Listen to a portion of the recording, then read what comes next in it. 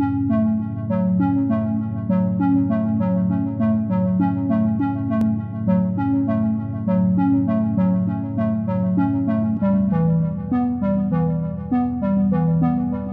novembro do ano passado, quando o Franz Krasberg morreu, a primeira coisa que a gente se perguntou foi o que ia acontecer com a obra dele. O Krasberg morreu, não deixou herdeiros, a família dele toda morreu em um campo de concentração, bem antes dele vir para o Brasil, é um artista polonês, e ele dedicou a vida dele toda a produzir obras que denunciavam a destruição da natureza pelo homem, tanto pela ganância quanto pelo descaso, né? A obra dele era muito marcada por isso, a questão da destruição das florestas, da devastação da natureza. E ele vivia em Nova Viçosa, no sul da Bahia, num sítio onde ele morava desde 1972, onde estava boa parte da obra dele. Ele, quando morre, ele deixa tudo para o governo da Bahia. Então, a primeira coisa que a gente se perguntou foi, cara, o que vai acontecer com essa obra agora? Vamos até lá primeiro ver como está isso e o que vai acontecer a partir de agora. Então, o Leonardo já tinha estado lá, né? Quase 10 anos antes. Então, eu tive em 2009 com o próprio Franz, né, que era uma pessoa adorável, né, um rabugento adorável, com o qual eu tive uma identidade assim, imediata, porque eu também não sou a pessoa mais simpática do mundo. Então a gente afinou e foi incrível, porque ao mesmo tempo que ele era uma pessoa genial, ele era super metódico.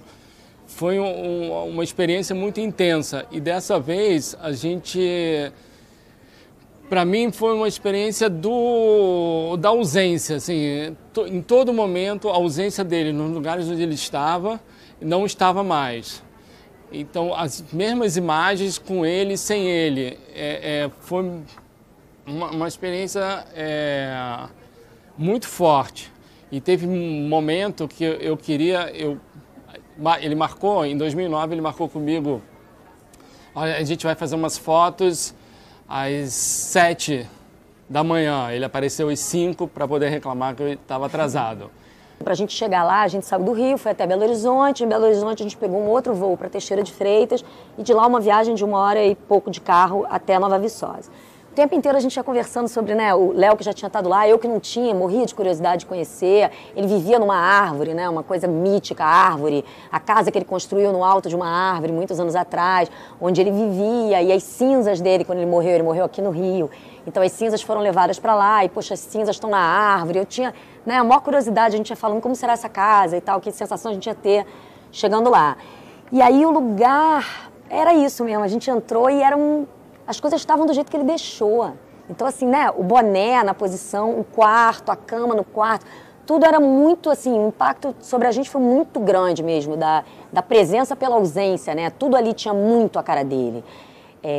Os funcionários que ainda estão lá, que só ficam lá até dia 15 agora, quando acaba o contrato deles, esses funcionários que estavam lá, que estão tentando, né, são poucas pessoas tentando manter aquilo ali, conviveram muito com ele, então contam essas histórias de rabugento, metódico, adorável, todos encantados, cheios de histórias que viveram com ele, coisas que aprenderam.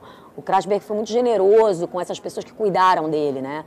Tanto que quando ele morreu, ele deixou em testamento tudo para o governo da Bahia, né?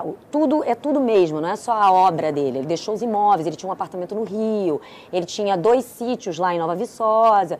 Então, ele nomeou 5 pessoas para cuidarem desses trâmites, até isso ser totalmente transferido para o governo da Bahia, para acompanhar isso, para garantir que a vontade dele estava sendo cumprida, né?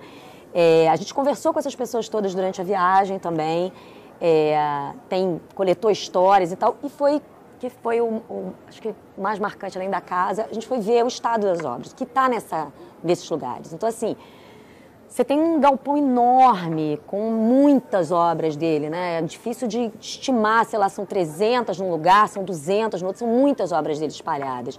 É um lugar cercado de natureza, como ele gostou de viver a vida inteira, com os problemas, né? O bom e o ruim disso, porque é muita umidade, é um terreno, enfim, de mata, que fica na beira de uma praia. Então, assim, você tem muita umidade, um calor, né, louco ali, que é um ambiente para proliferação de bicho, que é, né, muito fácil.